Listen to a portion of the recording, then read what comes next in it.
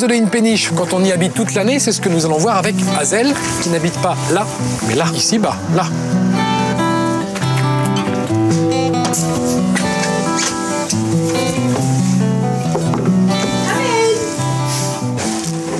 Bonjour Hazel. Hello. Hello. Welcome aboard. Merci beaucoup, Christophe. Well, you know my name, Hazel. Yes. Votre prénom c'est Hazel. Hazel.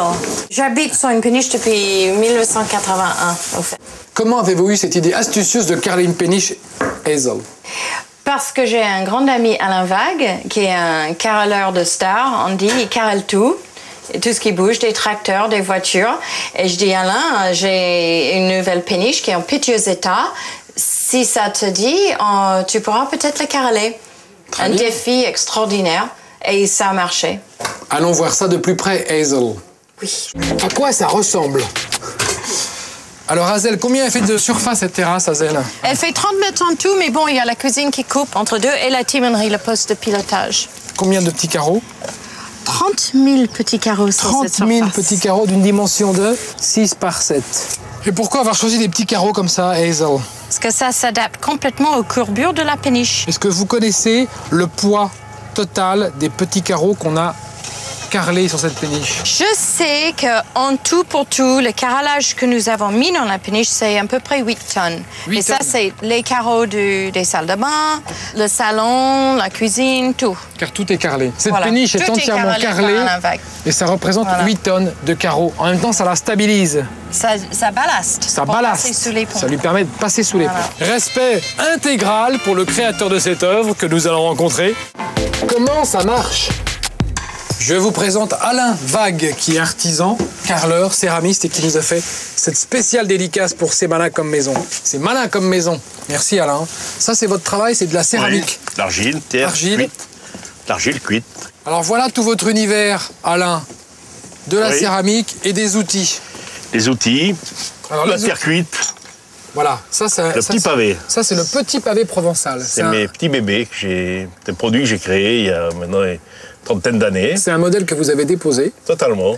et qui permet de faire des carrelages ronds car il est légèrement trapézoïdal. Tout à fait. Le terme est juste. Les outils. Alors, en Provence, on appelle ça un tiblon. C'est une petite truelle qui est très important parce que c'est avec ça qu'on étale la colle, le ciment colle. Il faut bien que ça tienne, il faut de la colle. Et la pince à carreleur, qui est une pince qui pourrait ressembler à une tenaille vulgarus tenaillus, alors qu'en vérité, elle est vraiment, elle mord le carreau, Ah ouais. et voilà, et ça Clac. coupe, et on arrive à des coupes. Ah oui. Voilà. Parce que le produit ne nécessite pas, on peut travailler aussi avec un disque à diamant, comme un carreleur classique, mais le produit a une certaine rusticité, est assez pompéien, il supporte une légère coquetterie. Quoi. Le produit est pompéien Pompéien, et supporte une légère coquetterie. on peut le dire. Et ça? Alors ça, c'est l'objet absolu, c'est le peigne à carreleur. C'est ce qui règle l'épaisseur de la colle. Et il est indispensable. Si on n'a pas ça, pourtant ça n'a pas l'air compliqué, mais on n'arrive pas, ni avec un bout de bois, ni avec deux. Il faut le peigne à carreleur. Alors, quelles sont les qualités de cette colle? Elle résiste à quoi? Ben, elle résiste à plein de choses. Elle résiste au froid, elle résiste au chaud, elle résiste justement à une péniche comme ça, quand elle arrive dans une écluse. Des fois, ça passe à 1 centimètre à droite et à gauche, ça tape. Ouais. Donc c'est rare qu'une terrasse de maison tape contre l'autre maison, quoi, sauf en cas de Non, ça n'arrive jamais. bouleversement terrible, terrifique. Et ça n'avait jamais été fait. On ne connaissait pas de péniche carrelée. Donc encore une fois, pour moi, c'est mon Everest. C'est de faire une chose qu'il suffit de faire une fois. On n'est pas là pour carreler toutes les péniches de la Terre. C'est Mais- votre œuvre d'art. Oui, c'est mon bâton de maréchal. Je suis assez content. Allez, tout de suite, la mise en œuvre. Stay with us. Alors Alain, quand on attaque une péniche comme celle-là, par quel côté on commence pour carreler? Bizarrement, Le milieu? au milieu. Allez. Au milieu, puisqu'après, il suffit de faire des ronds, et après, on se trouvera dans des parties à remplir. Montrez-moi Alors, le ici, geste du carreleur. Voilà. Alors, le carreleur, il va prendre de la colle. D'accord. Voilà. Alors, de là, on pose le premier, et tout bêtement, on tourne. Et c'est facile pour vous de faire des Non formes seulement comme ça, c'est facile, c'est un plaisir. Peut-être qu'il y en a qui n'aimeraient pas le faire, moi j'adore faire ça. Ce qui est le plus dur, c'est les genoux.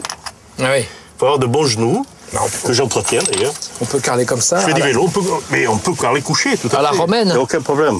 Donc on continue. toujours croisés.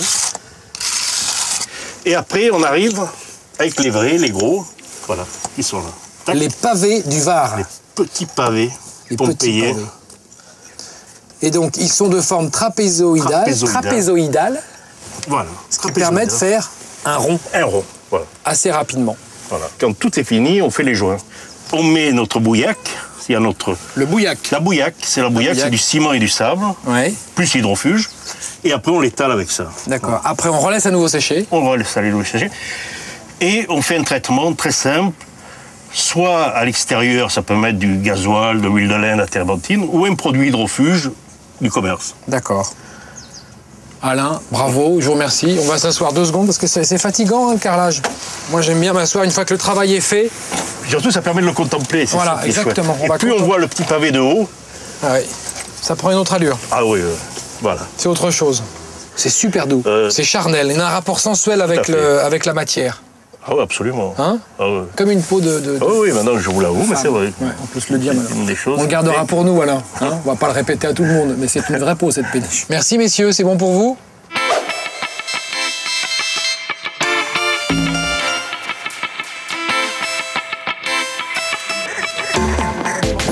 Les bénéfices. Maintenant, finalement, est-ce que vous en tirez un bénéfice particulier? Est-ce que vraiment vous appréciez cette terrasse? Ah oui, l'entretien, il n'y a rien à faire. Je fais un entretien avec un peu l'huile de térébenthine et l'huile de lin de temps en temps. L'essence de térébenthine. L'essence de térébenthine et l'huile de lin. Et vous qui avez habité dans une péniche non carrelée et maintenant carrelée, est-ce que vous sentez la différence au niveau thermique et phonique? Oui, tout à fait. Le plus- salon, il est très frais. On n'entend rien de dehors. On est très cocooné en bas. Et les autres péniches, il faut constamment peindre, penser, peindre. Là, c'est un entretien très facile. Je suis très heureuse. Allez, on récapitule, la fiche pratique. Bon, moi, je prends le carnet. Bon, ok. Christophe. Ouais, vas-y. Alors, les matériaux. De la terre cuite. Par.